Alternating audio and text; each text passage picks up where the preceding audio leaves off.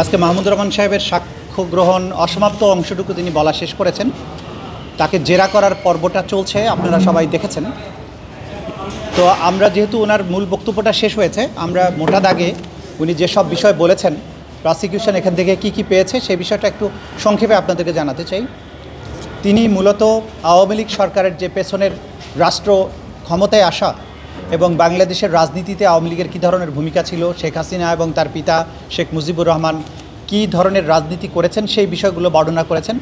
অর্থাৎ একটা এই শাসক গোষ্ঠী তারা কিভাবে ফ্যাসিস্ট হয়ে উঠেছিল একটা গণতান্ত্রিক উপায়ে নির্বাচিত দাবি করে, সেই বিষয়টা তিনি এনেছেন। কিভাবে বাকশাল কায়েম করা হয়েছিল, গণতন্ত্র হত্যা করা হয়েছিল, নির্বাচিত সরকারের নামে ক্ষমতায় এসে একদলীয় শাসনে ফিরে যাওয়া একটা গণতান্ত্রিক দলের ক্ষেত্রে সেগুলো তিনি বলেছেন।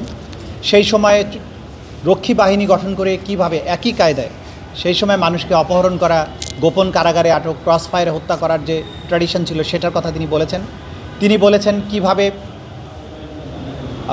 বাকস্বাধীনতা হরণ করা হয়েছিল, সে কথাগুলো তিনি বলেছেন।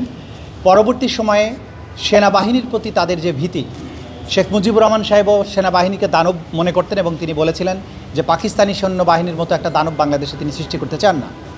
একইভাবে শেখ হাসিনা সরকারও যে সেনাবাহিনীকে কোনো সময় ভালো চোখে দেখেন না, সেই বিষয়গুলো তিনি ঐতিহাসিক দৃষ্টান্তগুলো টেনে এনেছেন। পার্বত্য চট্টগ্রামে সেনাবাহিনীর যে ভূমিকা ছিল সেটার বিরুদ্ধে ভারতকে খেপিয়ে তোলা এবং ভারতের মাধ্যমে সেনাবাহিনীর বিরুদ্ধে কথা বলা, এই কাজগুলো তিনি করেছেন বিভিন্ন সময়ে।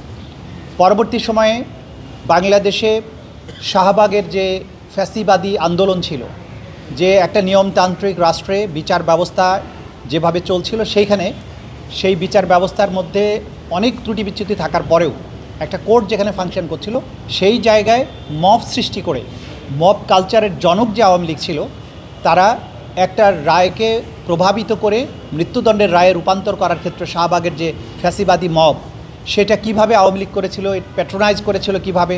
শেখ হাসিনা কিভাবে শাহবাগে মুভমেন্টের কথা নিজে বলেছেন যে আমি এই শাহবাগের সাথে মনের দিক থেকে আমি সারাক্ষণ শাহবাগে পড়ে থাকি, এবং তার বিভিন্ন মন্ত্রীরা কিভাবে এটাকে ফ্যাসিলিটেট করেছিলেন সেই কথাগুলো তিনি নিয়ে এসেছেন।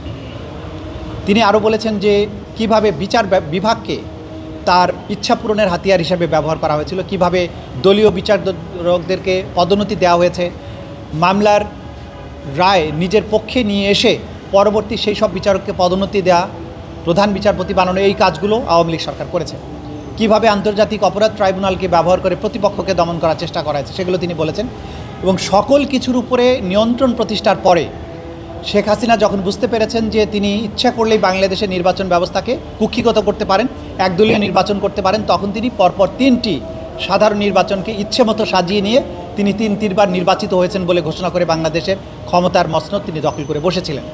এই যে তার একটা ফ্যাসিবাদী রেজিমের উত্থান, কিভাবে সেটাকে ফুলে ফেঁপে বড় হয়ে ওঠা, তারপরে কিভাবে সেনাবাহিনীর অফিসারকে র্যাবে পোস্টিং দিয়ে তাদেরকে দিয়ে খুন করানো, অ্যাবডাকশন করানো, তাদেরকে গুম করে দেয়া, এই যে কালচার, এবং সেখানে তিনি নিজের অভিজ্ঞতা বর্ণনা করেছেন। টিএফআই সেলে গিয়ে তাকে কী ধরনের নির্যাতনের মুখোমুখি হতে হয়েছে, ওখানে অন্যদেরকে কিভাবে নির্যাতন করা হয়েছে, পুলিশের ডিবি কিভাবে নির্যাতন করেছে, এই যে পুরো পটভূমি এবং একটা দল, একটা গোষ্ঠী ফ্যাসিস্ট হয়ে ওঠা, এবং জুলাই আগস্টের যে গণহত্যা হয়েছে, এই ছাত্রদের আন্দোলনকে দমন করার জন্য কিভাবে মারণাস্ত্র ব্যবহার করা হয়েছে, কিভাবে তাদেরকে কমান্ড দিয়ে পুরো বাহিনীকে ব্যবহার করে তাদেরকে লিথাল ওয়েপন ব্যবহার করে নির্মূল করার চেষ্টা করা হয়েছে, এই পুরো প্রেক্ষাপট তিনি তার সম্পূর্ণ বক্তব্যের মধ্য দিয়ে নিয়ে এসছেন। এবং এর মধ্য দিয়ে তিনি এই মামলার সামগ্রিকতাকে তিনি তুলে ধরেছেন। তিনি একজন চিন্তাবিদ হিসাবে, সাংবাদিক হিসাবে, লেখক হিসাবে, ইতিহাসবিদ হিসাবে আওয়ামী লীগের পেছনের ইতিহাস, বর্তমান ইতিহাস এবং জুলাই আগস্টের প্রেক্ষাপট তিনি তুলে ধরেছেন, এবং কিভাবে তারা ফ্যাসিবাদী হয়ে উঠে কতটা নৃশংস হতে পারে। এবং জাতিসংঘের রিপোর্ট, ইউরোপীয় ইউনিয়ন, আমেরিকান রিপোর্ট সব কিছু পর্যালোচনা করে তিনি দেখিয়েছেন যে জুলাই আগস্টে ঘটে যাওয়া যে মানবতা বিরোধী অপরাধ, সেটা ছিল ওয়াইড স্প্রেড, সিস্টেম্যাটিক। শেখ হাসিনার কমান্ডে এটা হয়েছিল, একটা কমান্ড স্ট্রাকচার ফলো করে এটা হয়েছিল, পুরোটাই ছিল সুসংগঠিত। এই সমস্ত জিনিস তিনি সাক্ষ্য হিসাবে আদালতে উপস্থাপন করেছেন, এবং আমরা মনে করি যে তার এই সাক্ষ্য শেখ হাসিনার অপরাধ প্রমাণের জন্য বা আসামিদের অপরাধ প্রমাণের জন্য একটা গুরুত্বপূর্ণ দলিল হয়ে থাকবে, ঐতিহাসিক সাক্ষী তিনি দিয়েছেন। আর বাকিটা তো আদালত পর্যালোচনা করে সেই ব্যাপারে তাদের অভিমত জানাবেন।